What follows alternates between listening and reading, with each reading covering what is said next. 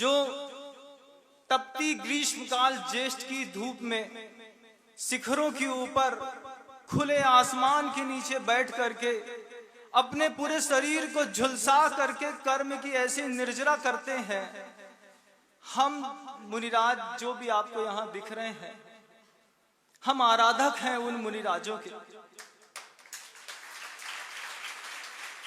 अंदर जैसे कभी शीतकाल में बहुत ठंड पड़ रही हो और अचानक कोई आपको शरीर पर ठंडा पानी या बर्फ डाल दे, तो जिस तरीके से शरीर पे रोमांच निकलते हैं, एक एक रोम खड़ा हो जाता है।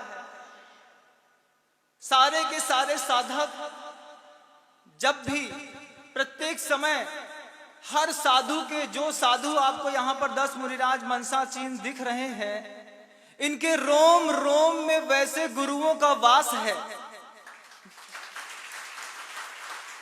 हम आराधक हैं। गुरुदेव ने हिंदी में इन्हीं संस्कृत की पंक्तियों की हिंदी में पद्यानुवाद किया और गुरुदेव उसको कहते हैं, ग्रीष्म काल में आग बरसती गिरी शिखरों पर रहते हैं, वर्षा ऋतु में कठिन परीक्षह तरुतल रहकर सहते हैं।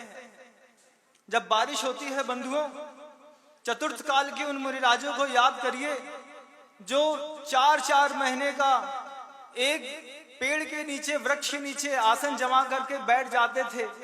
आषाढ़ शुक्ला 14 के दिन स्थापना करते थे अपने चातुर्मास की, और एक बार ध्यानस्थ होकर के बैठे तो जब तक कार्तिक कृष्ण अमावस्या की वह पूर्णिमा अमावस नहीं आती थी, तब तक उनकी ध्यान दृष्टि भी नष्ट नहीं होती थी। ऐसे मुनियों की हम आराधना करने वाले आराधक इस विदिशा नगर पर पधारे।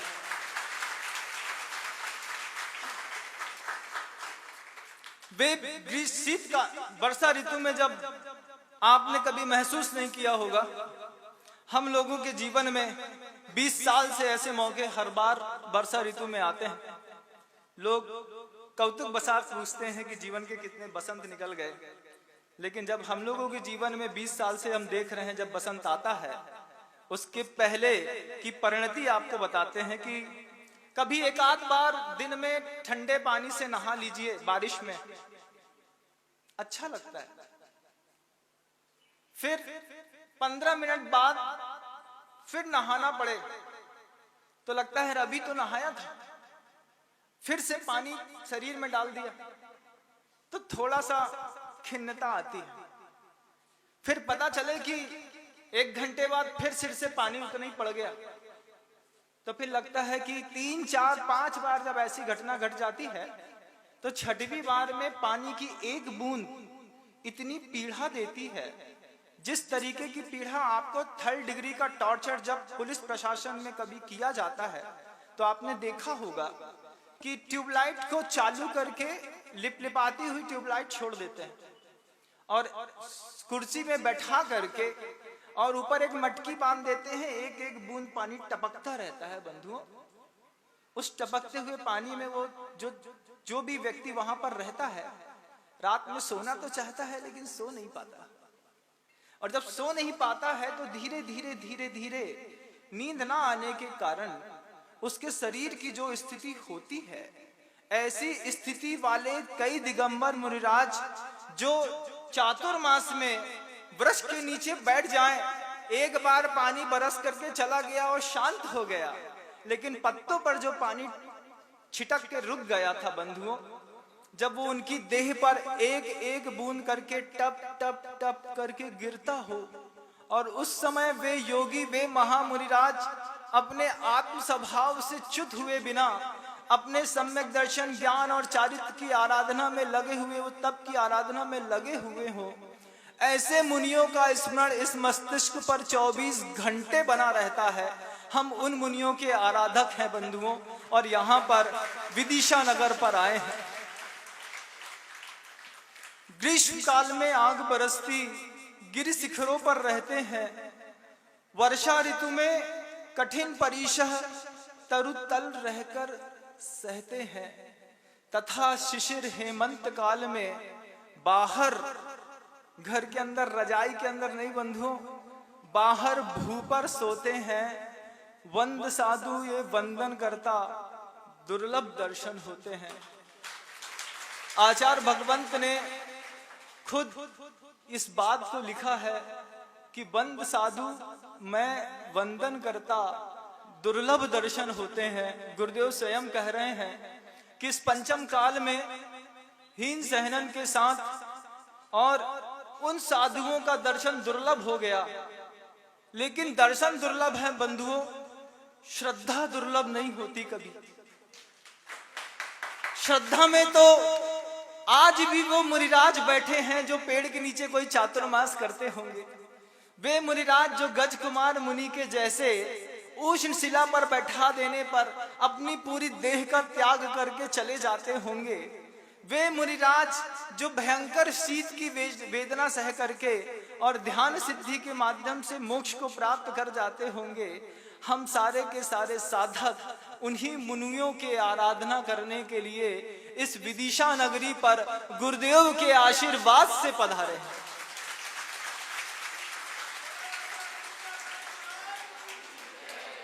जब मैं निकला तो गुरुदेव ने कहा कि आपको विदिशा की ओर जाना है, और अब कहाँ जाना है ये तो बड़े महाराज श्री जानते हैं, उनकी और गुरुदेव की चर्चा होती रहती है। हम तो उनके नेतृत्व में यहाँ पर आए। लेकिन इस बात को ध्यान रखिएगा, जब 22 जून को नेमावर से बिहार हुआ, बहुत उग्र उष्ण वातावरण था। धरती में पैर रखो तो अंदर ऐसा चटका मार रहा था, जैसे गरम तवा पर जब आप पानी छिटकते हैं तो आवाज आती है, ऐसी आवाज इस अंतर्मन से आ रही थी। बस एक चीज देखी कि गुरुदेव इतनी उष्ण धरती में भी अपनी निराकुल और शांत हृदय और वातावरण बनाते हुए जा रहे हैं।